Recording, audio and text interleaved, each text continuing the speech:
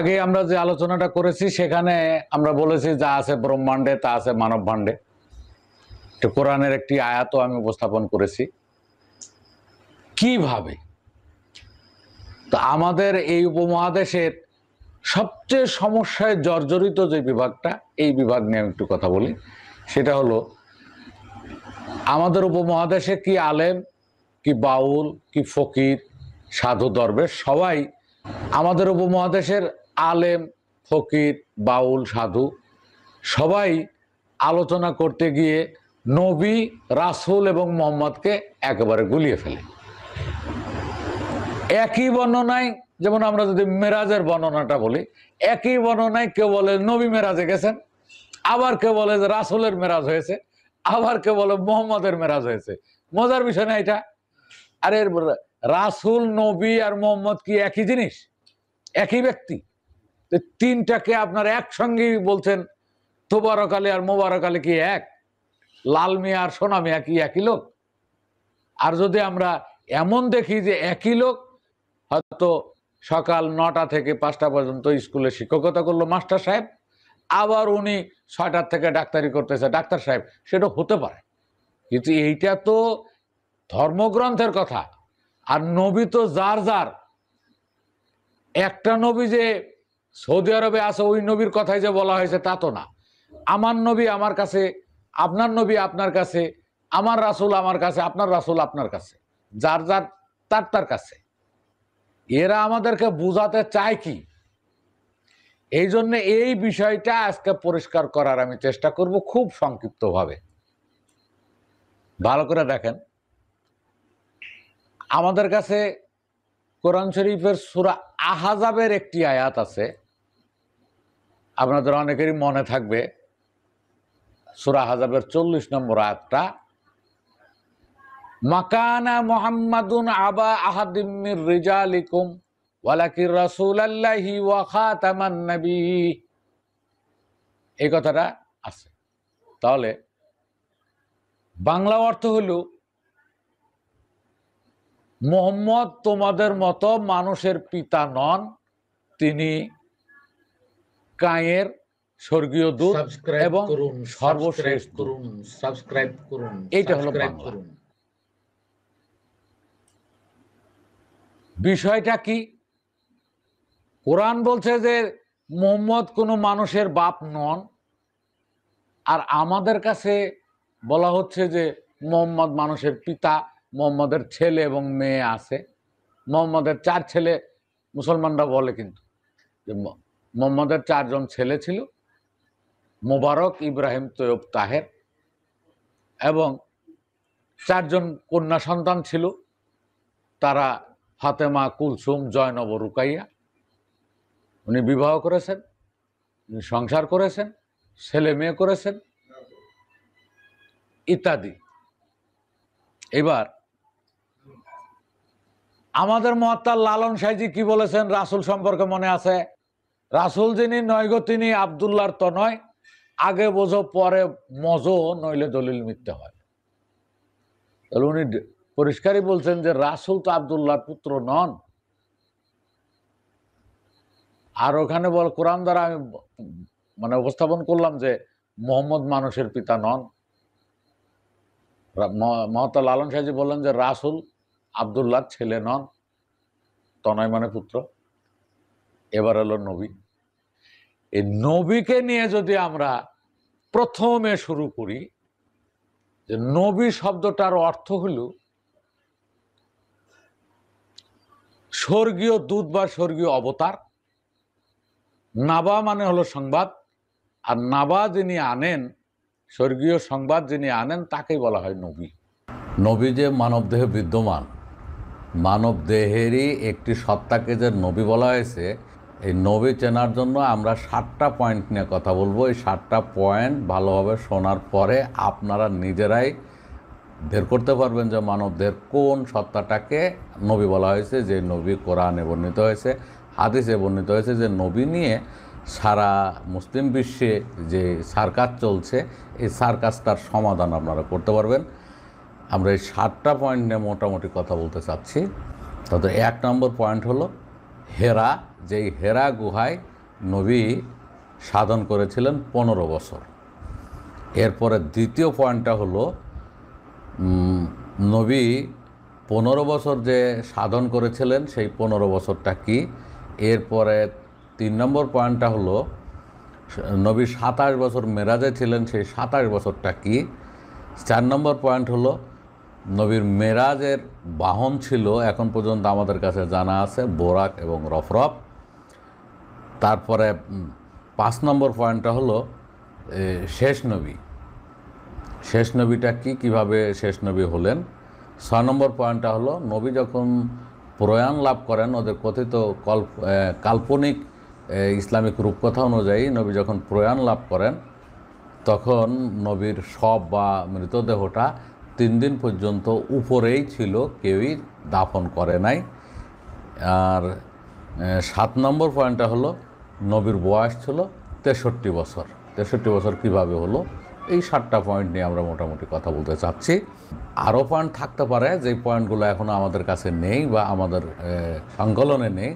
আপনারা বিভিন্ন কাহিনী পড়লে আরও পয়েন্ট পেতে পারেন, সেই পয়েন্টগুলোর সঙ্গে আমরা পরে ইনক্লুড করব। আমার কাছে স্বর্গীয় সংবাদগুলো কি কি? একটা সন্তান যখন মাতৃগর্ভ থেকে ভূমিষ্ঠ হলো তার কাছে যা ছিল এটা স্বর্গীয় মাল। এই স্বর্গীয় সম্পদের মধ্যে দেখবেন যে 6 মাস বা 8 মাস যেতে যেতেই দাঁত উদ্গত হলো। দাঁত যখন উদ্গত হলো ওই সন্তান মায়ের স্তন পান করার সময় আস্তে আস্তে মায়ের স্তনের বোটায় কামড় দেয়।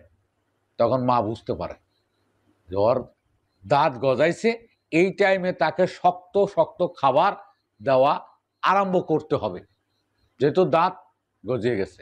এই প্রথম নবী এলো, প্রথম একটা আসমানি সংবাদ বা স্বর্গীয় সংবাদ এই মর্তধামে এলো। এখানে মর্তধামটা হলো দেহ। স্বর্গীয় সংবাদ নিয়ে এলো কি, ওই শক্ত খাবার খেতে পারে। তাহলে এখানে নবী হলো দাঁত, আর অর্থাৎ স্বর্গীয় অবতার হলো দাঁত, আর স্বর্গীয় সংবাদটা হলো এখানে শক্ত খাবার খেতে পারে। তো এই তো পূর্বে আমরা নবী, রাসূল আর মুহাম্মদ এই তিনটা যে এক নয়, এইটাকে এই আলোচনাটা আমরা করছিলাম। আমরা আবার ওই আলোচনায় গেলাম যে নবী, রাসূল এবং মুহাম্মদ এক নয়।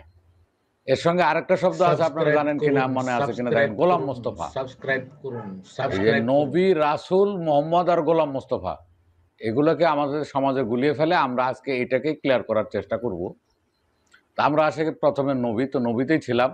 একটা সন্তান যখন জন্মগ্রহণ করে তখন তার কাছে যে সম্পদগুলো থাকে এটাই তার স্বর্গীয় সম্পদ। স্বর্গধাম থেকে মর্তধামে এলো। স্বর্গধাম ছিল এখানে জরায়ু, মর্তধাম হলো ভূমিষ্ঠ হয়ে এই পৃথিবী। তো স্বর্গধাম থেকে আসার পরে তার কাছে যে অঙ্গ প্রত্যঙ্গ ছিল সেটাই ছিল আদি, সেটাই ছিল স্বর্গীয়।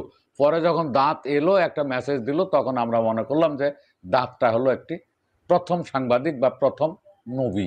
আরবিতে বলে নবী, বাংলায় বলা হয় বশির, স্বর্গীয় সংবাদ যিনি আনেন। তো দাঁত একটা স্বর্গীয় সংবাদ নিয়ে এলো যে শক্ত খাবার খেতে পারে সন্তান। তারপরে পুত্র সন্তান যদি হয় তার দেহে এলো দাড়ি। দাড়ি এসে একটা সংবাদ দিল যে তোমার কৈশোরকাল শেষ হয়ে গেল, তোমার যৌবনকাল শুরু হলো।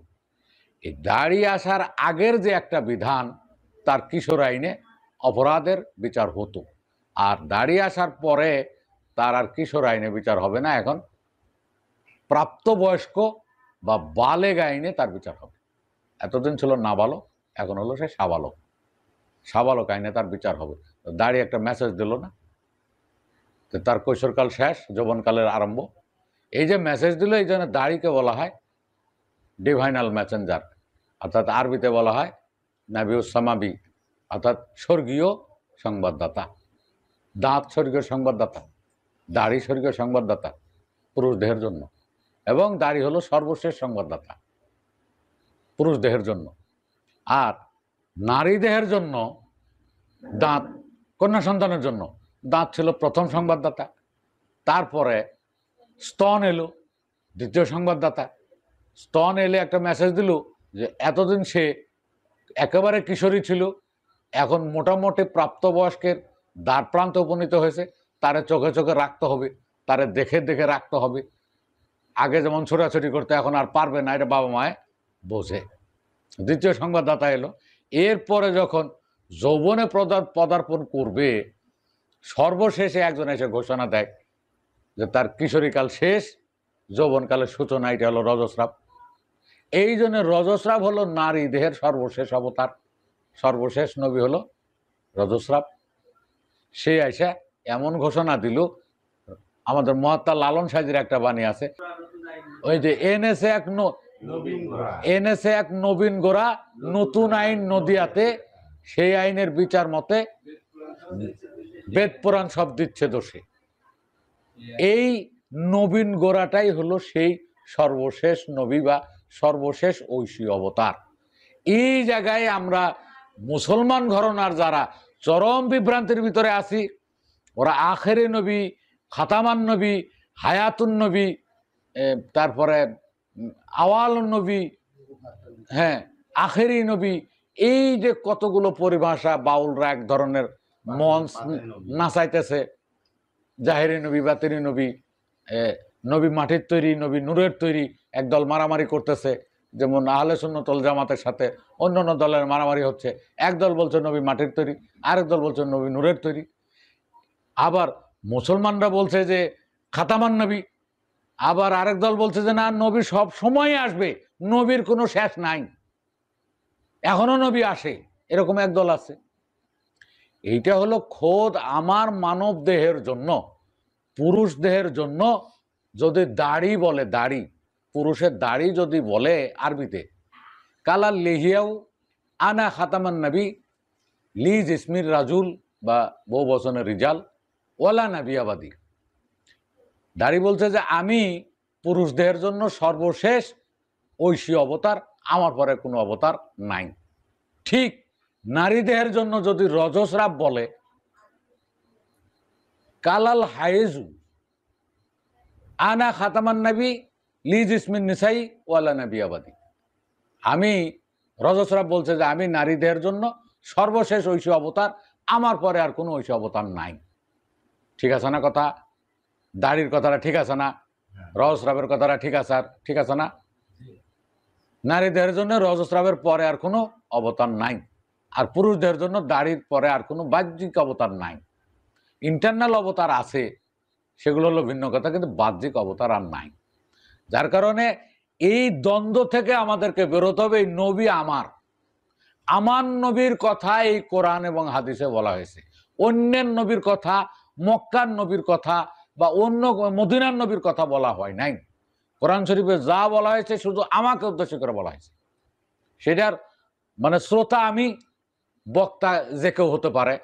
কখনো চোখ কথা বলছে, কখনো নাক কথা বলছে, কখনো জরায়ু কথা বলছে, হ্যাঁ, কখনো স্বয়ং রজস্রাব কথা বলছে। এই এক একজনের মুখ দিয়ে কথাগুলো বলানো হয়েছে। আমি আগে যেটা বলছি যে একটি বট গাছের আত্মকাহিনী, বট গাছ কথা বলে নাই, কথাগুলো বলছে ওই লেখক বট গাছের মুখ দ্বারা। তো এই জায়গায় আমরা নবীকে আমার দেহে পেতে গেলে কি কি করতে হবে, কোন জিনিসগুলো আমাদেরকে আনতে হবে, যে এইটা আমার দেহের, এই জিনিসকে বলা হয়েছে, এই জিনিসের ব্যাপারে বলা হয়েছে। তো নবীকে আমার দেহে পেতে গেলে নবী নিয়ে যে কাহিনীগুলো আমাদের উপমহাদেশে প্রচলিত আছে, তার মধ্যে গুরুত্বপূর্ণ কাহিনী হলো আমার নবী। শরীয়তের কিচ্ছার অংশটুকু বলি, তারপর আমরা হাকিকতে যাই। আমার নবী 25 বছর বয়সে বিবি খাদিজাকে বিবাহ করেন। বিবাহের পরে নবী সাধনের জন্য একটি গুহায় চলে যান। সেই গুহাটার নাম হলো হেরা। গুহাটার নাম কি? হেরা, মনে আছে?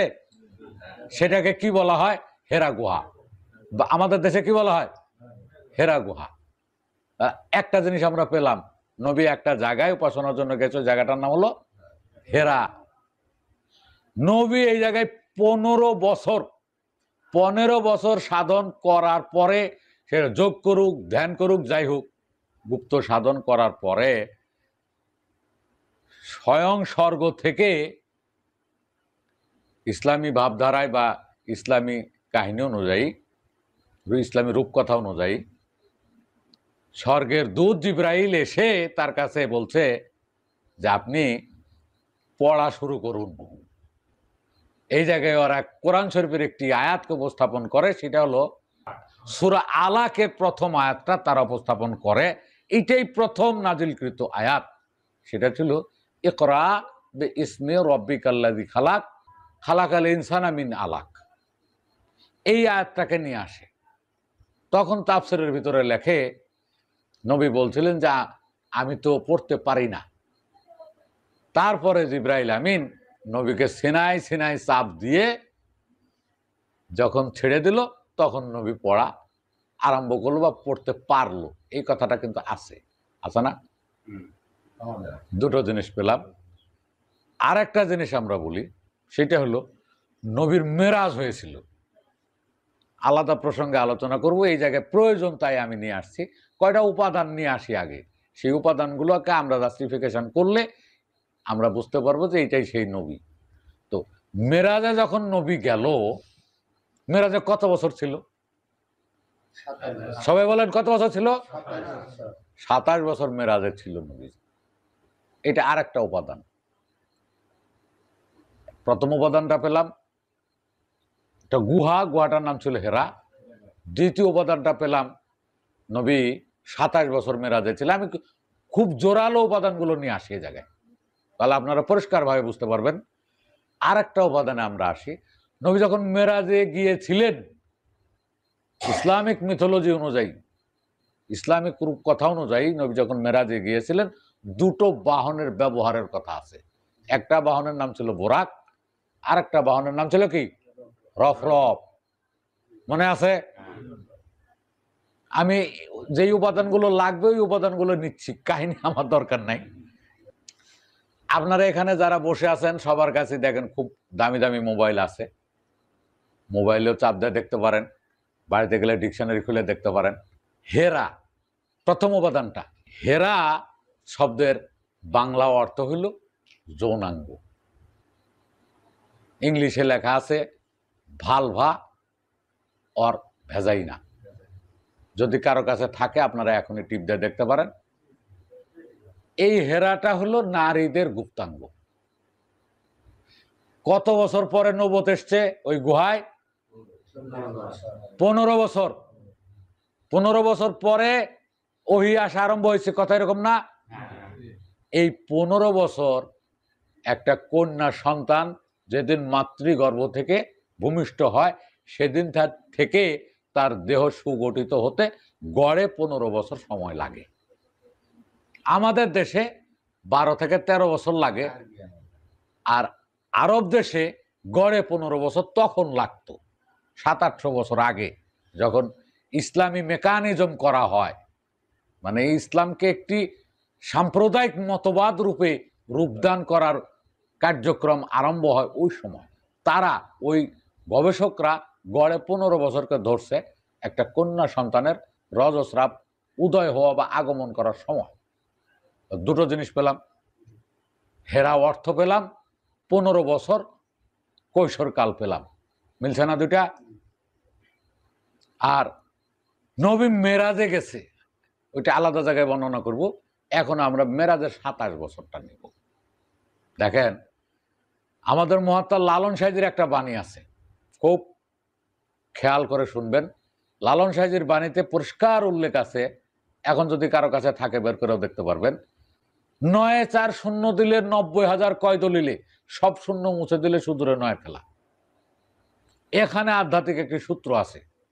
এই সূত্রটা হলো মূলক সংখ্যার পরে শূন্য হ্রাস বৃদ্ধি করলে মূলক সংখ্যার কোনো পরিবর্তন হয় না, আধ্যাত্মিক বিজ্ঞানে বা সরবিজ্ঞানে বা মরমীবাদে। কিন্তু গণিতে সংখ্যার পরে শূন্য দিলে 10 গুণ হ্রাস বৃদ্ধি হবে। আমি এই জায়গায় একটু ব্যাখ্যা করি কিভাবে মূলক সংখ্যার পরে শূন্য বেশি করলে বা কম করলে মূলক সংখ্যার পরিবর্তন হয় না, কিভাবে আমি একটু দেখাই। মনোবিবাদ অনুযায়ী পুরুষাঙ্গ দেখতে লম্বা, এখান থেকে একটা সিম্বল তৈরি করা হয়েছে, সেটা হলো 1। আমি 43টি ভাষার এককে গবেষণা করে দেখেছি। এই 43টি ভাষার যে গণনা পদ্ধতি 1 থেকে 9 পর্যন্ত লেখন পদ্ধতি আছে, সেটাকে আমি গবেষণা করে দেখেছি। 2-1টি ভাষা বাদে সকল একই দেখতে লম্বা। আপনারা লক্ষ্য করছেন কিনা? ফোঁটা উপরে থাক বা নিচে থাক, এই আমরা যে একের নিচে একটা ফোঁটা দেই, এই ফোঁটাটা উপরেও থাকতে পারে, নিচেও থাকতে পারে। এই নিচেরটা ঘুরিয়ে দিলেই তো উপরে যাবে, উপরেরটা ঘুরিয়ে দিলে তো নিচে যাবে। ক্লিয়ার? একটা সব সময় লম্বা, এক সব সময় লম্বা। তাহলে পুরুষাঙ্গ দেখতে লম্বা, এখান থেকে এই সিম্বলটা নেওয়া হয়েছে। আমি এইটা নিয়ে আবার আলাদা জায়গায় আলোচনা করব, আলোচনা সংক্ষিপ্ত করি। আর নারীদের গৌবর্ণাঙ্গ গোল, এখান থেকে শূন্যটা নেওয়া হয়েছে। এই একের পরে শূন্য, অর্থাৎ সাধুর সিম্বল হলো 1 আর গোপীর সিম্বল হলো 0। গোপী বলতে গেলে আমি বিবাহিত স্ত্রী, সাধন সঙ্গিনী বা সূক্ষ্ম প্রেমের প্রেমিকা সব মিলিয়ে আমি ধরলাম, এটাকে সখী বা গোপী বলা হয়।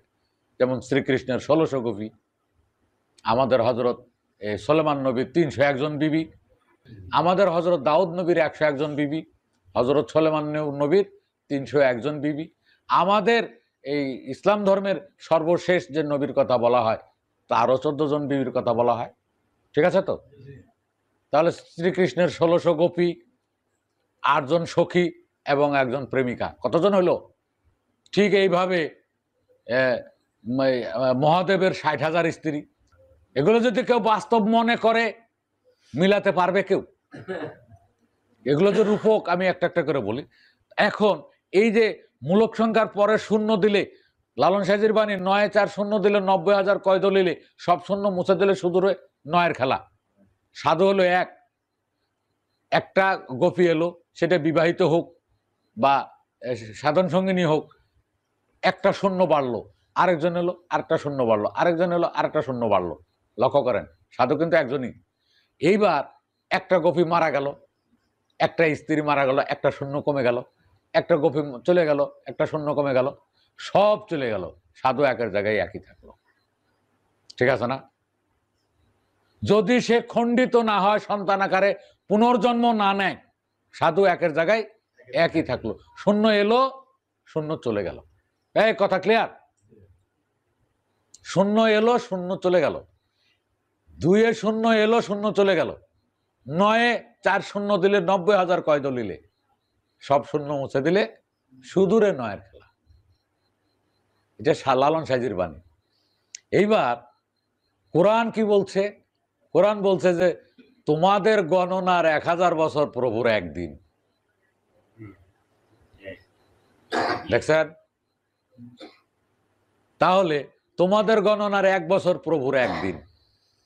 তাহলে আমরা যে নবীর মেরাজের 27 বছর পেয়েছি, 27 বছর তোমাদের গণনার 1 বছর প্রভুর একদিন। 27 বছর সমান কয় দিন? 27 দিন। আমরা কিন্তু হেরা গুহাও পেয়েছি এবং সর্বশেষে কে আসে সেটাও পেয়েছি। তাহলে আমাদের নারী দেহের ভিতরে একটা সত্তা আছে, সে 3 দিন বাইরে থাকে, 27 দিন থাকে না। সেটা রজস্রাব। এর ভিতরে কোনো ভুল আছে?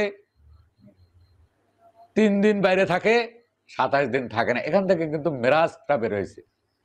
এখানে চোখ বলছে রজস্রাবকে, দিদি তুমি 3 দিন দেখলাম বাইরে ছিলে, পরে যে অনেকদিন ধরে দেখলাম না তুমি কোথায় ছিলে। তখন বলছে যে আরে 3 দিনে আমি বাইরে থাকি, লোকালয়ে থাকি, তারপরে আমি ঊর্ধ্বগমনে যাই। এই ঊর্ধ্বগমনের শব্দটাই হলো আরবিতে মেরাজ। ঊর্ধ্ব দেশে যাই, ঊর্ধ্বগমনে যাই। ওই 27 দিন যে থাকে না, চোখকে বলল যে আরে দাদা 27 দিন তো আমি ঊর্ধ্বগমনে থাকি। 27 দিন পেয়ে গেলাম। শেষ নবীটা বার করতেছে, নবীটা আগে ভাগ করি। এরপরে নবী যখন মেরাজে গেলেন তখন 2টো বাহন ব্যবহার করেছেন, একটি হলো বোরাক আর একটি হলো রফরাফ। মনে আছে তো? নবী যখন মেরাজে যান তখন মেরাজের বর্ণনায় 2টো বাহনের আমরা নাম শুনতে পাই। এটা বাউলরাও বলে, আলেমরাও বলে। আলেমরা তো বলে যে মেরাজের কাহিনী এত বড় ভাইরা আমার 6 মাস ধরে প্রচার করলেও, 6 মাস ধরে বর্ণনা করলেও মেরাজের কাহিনী শেষ করা যাবে না। দেখেন আমি কয় মিনিটে বলি। মেরাজের জন্য আমরা আলাদাভাবে বর্ণনা করব। এখানে প্রয়োজনীয় জিনিসটা নিয়েছি। প্রথম বাহনটা ছিল বোরাক। তো বোরাক শব্দের বাংলা হলো এই দ্রুতগামী একটি যান, যেটা খুব মানে বারকুনের গতিতে, বারকুন শব্দের অর্থ হলো বিদ্যুৎ। এই যে বিদ্যুৎটা, এই যে ফ্যান চলতেছে, এই বিদ্যুৎটার আরবি হলো কাহারুবা, ইংলিশ হলো এটা ইলেকট্রিসিটি। আর যেটা বিদ্যুৎ চমকায় মেঘে মেঘে ঘর্ষণে, সেইটার নাম হলো বার্ক। তো সেটা খুব দ্রুত বেগে এক প্রান্ত থেকে আরেক প্রান্তে যায়। সেটার গতি এতই বেশি যে ওই সময় নিরূপণ করার কোনো ব্যবস্থা ছিল না। তো মনকেও ওই সময় বোরাক বলা হতো, বার্ক বলা হতো, যেটা পরে বোরাক হয়েছে। মনের গতিটাও অকল্পনীয়, অনির্ণনীয়, যেটা নির্ণয় করা যায় না যে মন কত বেগে লাভবান হতে পারে। তো এই নবীর প্রথম বাহনটা বোরাক এই জন্যে বলা হয়েছে যে এই রজস্রাবটা কবে আসবে আর কবে যাবে এটা গণনা রাখে মন। মন ছাড়া অন্য কেউ এটা স্মরণে রাখে না। এই জন্য নবীর প্রথম বাহনটা বলা হয়েছে বোরাক বা মন। এটার প্রায়োগিক ক্ষেত্র হলো মন। দ্বিতীয় বাহনটা ছিল রফরফ। রফরফ শব্দটা আরবি, এর ইংরেজি হলো মাঠগার্ড। মাঠগার্ড মানে সাইকেলের মাঠগার্ড, ওই মোটরসাইকেলের মাঠগার্ড। এটার বাংলা হলো কাদা রক্ষক। পথের ধুলোবালি যাত্রীর গায়ে যাতে না পড়ে এই জন্য যে গার্ডটা দেওয়া থাকে, গার্ড মানে রক্ষী আর কি, পাহারাদার, যেটা দেওয়া থাকে সেটাকে বলে মাঠগার্ড। মাঠ মানে কাদা, গার্ড মানে হলো রক্ষক, কাদা রক্ষক। পথের ধুলোবালি থেকে যাত্রীকে রক্ষা করার জন্য মাঠগার্ডটার ব্যবহার হয়। তো এইখানে নারীদের যখন রজ আরম্ভ হয়, তো সেইটা যাতে শরীরে না লাগে এজন্য একটা পটি ব্যবহার করা হয়। তাহলে এই ক্ষেত্রে মাঠগার্ড হলো পটি, আর এটারই আরবি হলো রফরফ। রফরফ শব্দটা হলো অর্থ হলো, প্রায়োগিক ক্ষেত্রটা হলো পটি। রফরফ শব্দের আবিধানিক অর্থ হলো কাদারক্ষক, আর প্রায়োগিক ক্ষেত্রটা হলো এখানে রজপটি। দেখেন তো এবার হেরা অর্থ পেয়েছি কোন জায়গায় গেছে, এরপরে 15 বছর পেয়েছি কোন জায়গায় গেছে, এরপরে আরেকটা কি পেলাম মেরাজে 27 বছর কোন জায়গায় গেছে, এরপরে পেলাম বাহন কোন জায়গায় গেল। এখন আপনাদের সামনে 5 নম্বর পয়েন্টটা নিয়ে কথা বলছি। 5 নম্বর পয়েন্টটা এরকম, শেষ নবী। তো আমি পূর্বেই যে আলোচনা করেছি যে একটা সন্তান যখন মাতৃগর্ভ থেকে ভূমিষ্ঠ হয় তখন তার দেহে যে উপাদানগুলো ছিল সেই উপাদানগুলি আদি এবং স্বর্গীয়। তারপরে পুত্র সন্তানের দেহে এসছে দাঁত, এটা প্রথম ঐশী সাংবাদিক বা প্রথম নবী। তারপরে পুত্র সন্তানের দেহে দাঁড়িয়ে আসছে, এটা দ্বিতীয় নবী। আর কন্যা সন্তানের প্রথমে দাঁত এসছে, এটা প্রথম নবী। তারপরে স্তন এসছে, এটা দ্বিতীয় সাংবাদিক বা নবী। আর তারপরে আসছে রজস্রাব। এই রজস্রাব দেখবেন যে নারীদের ঘরে 3 দিন বাইরে থাকে আর 27 দিন থাকে না। এই 3 দিন যে উপরে থাকে এটাকেই এখানে নবীর লাশ বা নবীর শব বা মৃতদেহ 3 দিন উপরে পড়ে থাকাকে বোঝানো হয়েছে। শরীয়তে বলা হয়েছে নবীকে কেউ দাফন করতে আসে নাই। ওই আলেমরা যে বর্ণনাটা করে সেই বর্ণনাটা হলো যে তারা খলিফা নির্ধারণ নিয়ে বিতর্কে জড়িয়েছিল। সেই বিতর্ক করতে করতে 3 দিন চলে গেছে, কিন্তু নবীর সব সমাধিস্থ করার জন্য কেউ আসে নাই, এ কথা বলা হয়েছে। এরপরে আমি 7 নম্বর কথাটা বলবো। 7 নম্বর পয়েন্টটা ছিল নবীর বয়স 63 বছর। আপনারা শরীয়তে যে গল্প কাহিনীগুলো শোনেন সেটাতে আমাদের কোনো দ্বিমত নেই। আমার কথা হলো যে আমাদের দেশে দেখবেন যে নারীদের গঠন একেবারে ক্ষীণ জীর্ণ আমাদের উপর এই ভারতবর্ষে। তো আরবে নারীদের দেহ সুঠাম লম্বা। আমাদের এখানে গড়ে 45 থেকে 50 বছর বয়সে নারীদের রজস্রাব আগমন বন্ধ হয়ে যায়। তাকে বলা হয় শুকনা নদী বা মরুদ্যান বা মরুভূমি। হ্যাঁ, আর আরবে তৎকালীন যেই টাইমে ইসলামী মেকানিজম করা হয়, ইসলামী মতবাদটাকে সুসংগঠিত করা হয়, বিভিন্ন তথ্যপত্র লিখে এটাকে একটা সাম্প্রদায়িক মতবাদের রূপ দেওয়া হয়, ওই সময়ে নারীদের গড়ে 63 বছর বয়সেই তাদের রজ আগমন বন্ধ হতো। এটাকে বলা হয়েছে যে নবীর বয়স 63 বছর। এই ছিল আমাদের সংক্ষিপ্তভাবে এই মানবদেহের নবীর উপস্থিতি, নবীর বিদ্যমানতা বের করার জন্য সংক্ষিপ্ত আলোচনা। এই 7টা পয়েন্টের ওপরে আপনারা আমাদের দেহের ভিতরে যে এই রজস্রাবকেই শেষ সাংবাদিক বলা হয়েছে, এইটা কিন্তু ক্লিয়ার আপনারা বুঝতে পারবেন। এদের রজস্রাবকে যে আখেরি নবী, সর্বশেষ নবী, হায়াতুন নবী, জিন্দা নবী বলা হচ্ছে, এ ব্যাপারে উপাদানের বর্ণনা অনুযায়ী যে আমরা পেলাম এটা রজস্রাব, 100 ভাগ রজস্রাব, পৃথিবীর এ প্রান্ত থেকে ও প্রান্ত পর্যন্ত যত বক্তাই বর্ণনা করুক, এটা হলো রজস্রাব। এ ব্যাপারে আপনাদের কারো কোনো দ্বিমত আছে কি? যে যেভাবে বর্ণনা করুক, বর্ণনাগুলো পরে আমরা ভাগ করব, প্রতিটা বর্ণনায় আমরা খুলব, শরীয়তটা আগে জানবো, এরপরে ওর ভিতরে কয়টা উপাদান আছে সেগুলোর ব্যাখ্যা আমরা পরে করব। এই জায়গায় আপনাকে যদি এটার ব্যাখ্যা লিখতে হয়, টিকা লিখতে হয়, অবশ্যই এই নবী অর্থ বলতে গেলে আপনাকে বলতে হবে the logical meaning of the নবী is divine messenger or a Malakus Samabiyo, and the technical meaning of this Nobi is ministrating রজস্রাব। বাংলায় আমরা বলবো যে এই নবীর আবিধানিক অর্থ হলো স্বর্গীয় অবতার, কিন্তু এটার প্রায়োগিক ক্ষেত্রটা হলো নারীদের রজস্রাব। এই কথাটা যদি ক্লিয়ার করা না হয়, পরিষ্কার করা না হয়, সারা জীবন যদি নবী নবী বলা হয়, আমি কি নবী বুঝবো?